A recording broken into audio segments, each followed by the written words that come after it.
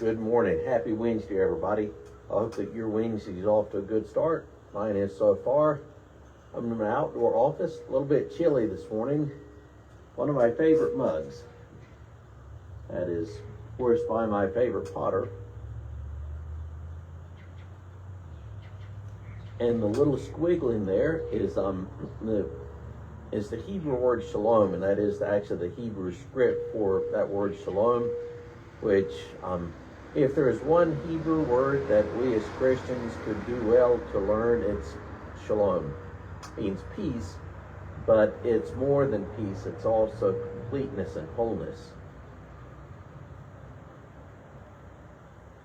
So the last several weeks, each week I've been breaking down, as it were, a different section of the Bible.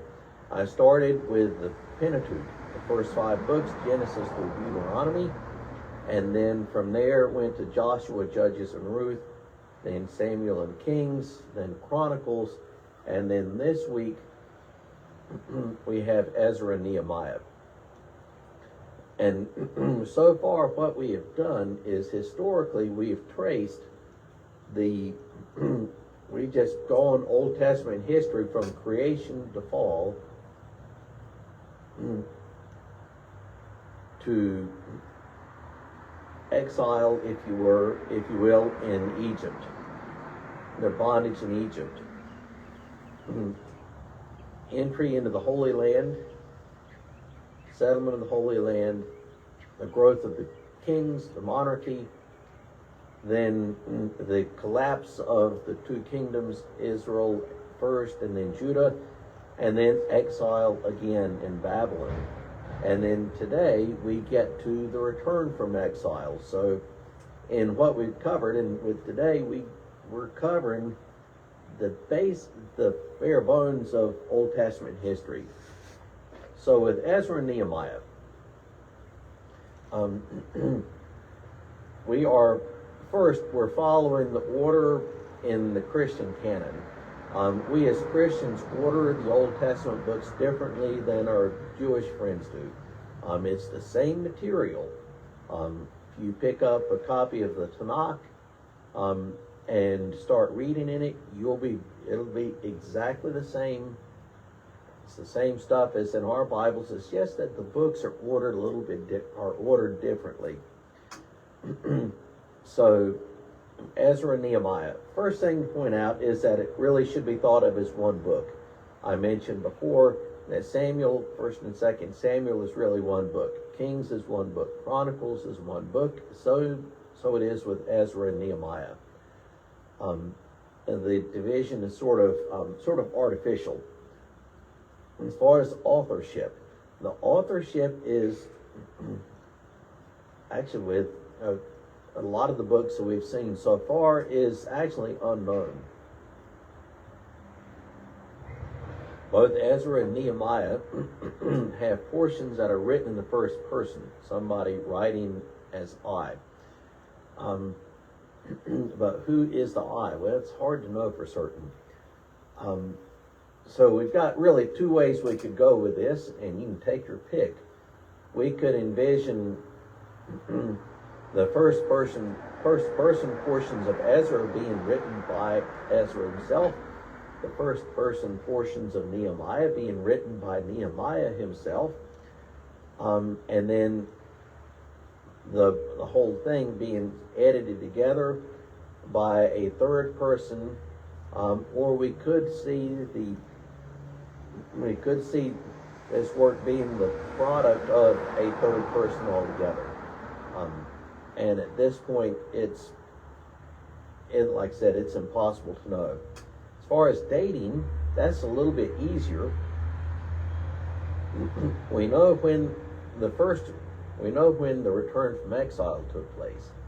The first exiles began to return home in 539 BC.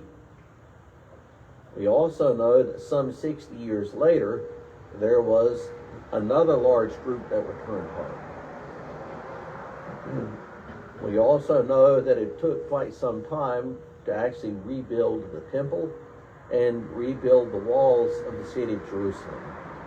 And obviously the book can't be written before everything in it has taken place. So as far as the dating for it, maybe 400 BC or slightly later than that, 380 to 400 BC. Just to give you a rough time frame for it. So it's written pretty late in the Old Testament era.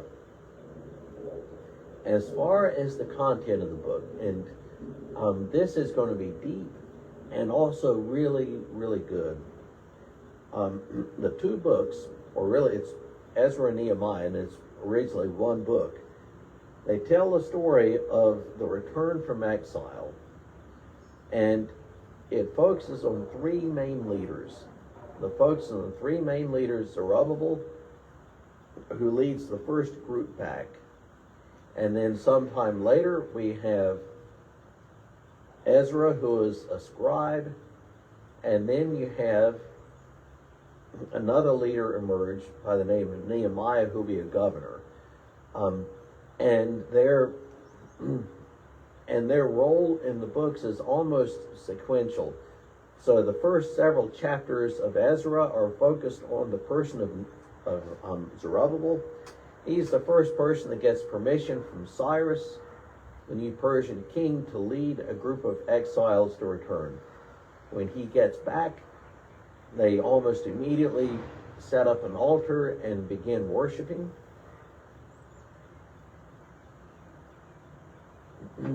It's under his leadership that the foundation for the temple is laid, and ultimately the temple completed years later.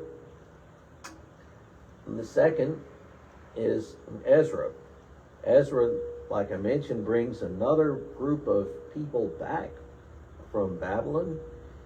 Ezra is a scribe, and Ezra will work tirelessly to teach the law. And encourage and at times browbeat the people into obeying the covenant. And he will warn them repeatedly over and over again about apostasy. And then we get to the person of Nehemiah, and actually Ezra and Nehemiah both appear in the book of Nehemiah. And Nehemiah will be the governor of the people after they've returned, and it's under Nehemiah's leadership that the walls of Jerusalem will be rebuilt. At every step along the way, there's opposition. At every step along the way, there's opposition, and some of this goes way back. When the Babylonians came in and hauled people off into exile, they didn't carry every last living soul. Carried most of them, but not all of them. So there were some who remained. And when these Jews returned back from Babylon, there were people living there whose families had been left when the Babylonians left. These families have been left behind in the land, and now you have these people, or in many cases their children and grandchildren, coming back. Hey, we want our land, and the folks are there. Hold on, we've been here. And then there are other people from surrounding nations who have filtered in, and so the returning exiles face a lot of opposition, sometimes heated and at times even violent, and to the extent that the Persian king will sometimes send guards with the returnees.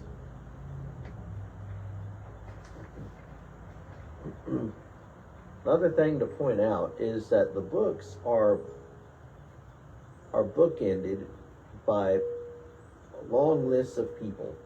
If you open the first couple of chapters of Ezra and you see genealogy, so and so and so and so and so and so, and all of these to us unpronounceable Hebrew names. And then you flip to like Ezra 11 and 12. And what do you see? Another list of, at least to us, unpronounceable Hebrew names. Think about this. Every one of those unpronounceable Hebrew names is a real person with a real life who lived and struggled, married, did his or her best to raise their kids, etc., etc. And so with these books being bookended, the beginning of Ezra and the end of Nehemiah, with long lists of people, that sort of tells us that the main characters are all of these people who are, to us at least, almost lost. And then there's this. This book doesn't have a nice, neat conclusion. It doesn't have a nice, tidy ending. It doesn't have a lived happily ever after ending. If you look to the very last 2 or 3 verses of Nehemiah, you have the narrator saying this: "Remember them, O my God, for they have desecrated the priesthood and the covenant," etc., etc. Remember them, O God, for they have desecrated the priesthood and the covenant, etc., etc. Remember them, O God, for they've done that. And then, right at the end, remember me, O God, for good. So we have this sure tell at the end of Nehemiah that things aren't well. That there's opposition, and the narrator, "Oh Lord, remember them, because they've done all of these bad things." And then, "Remember me, O my God, for good." Remember me, O my God, for good. And I think it goes without saying, "Oh my God, remind me that you are real and that you are present." And here's the last thing that I'll mention.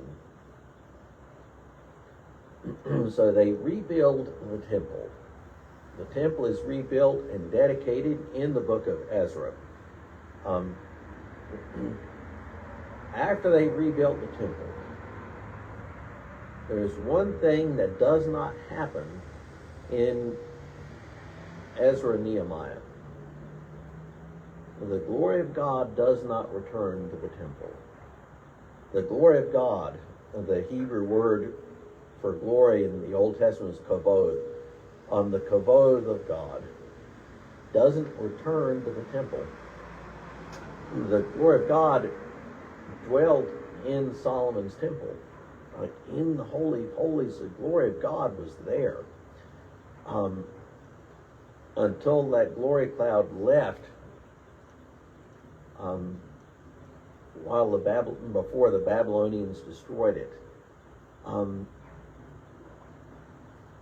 They rebuilt the temple, but the glory of God never reappears in the temple. So you can imagine if the glory of God is like a light bulb. They rebuild the temple, they screw the light bulb into the socket, flip the switch, but the light doesn't come on. And Ezra does his dead level best to reform the people. He does his dead level best to get them to toe the straight and narrow in hopes that the glory of God would return to the temple that they rebuilt. But the glory never returns. God never returns to dwell personally in that second temple. And so what we have then is a case where the people have returned from exile, but in a sense, the exile is continued. They are physically back in the land, and many of them inhabiting their holy city of Jerusalem, but in a sense their exile still continues because the glory of God hasn't filled the temple. The glory of God and the presence of God doesn't return until Jesus.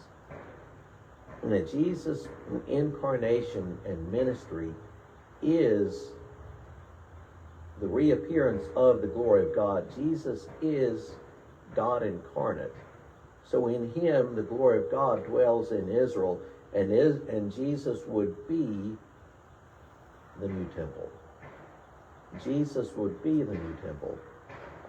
And as with Zerubbabel, Ezra, and Nehemiah, Jesus as well faced opposition.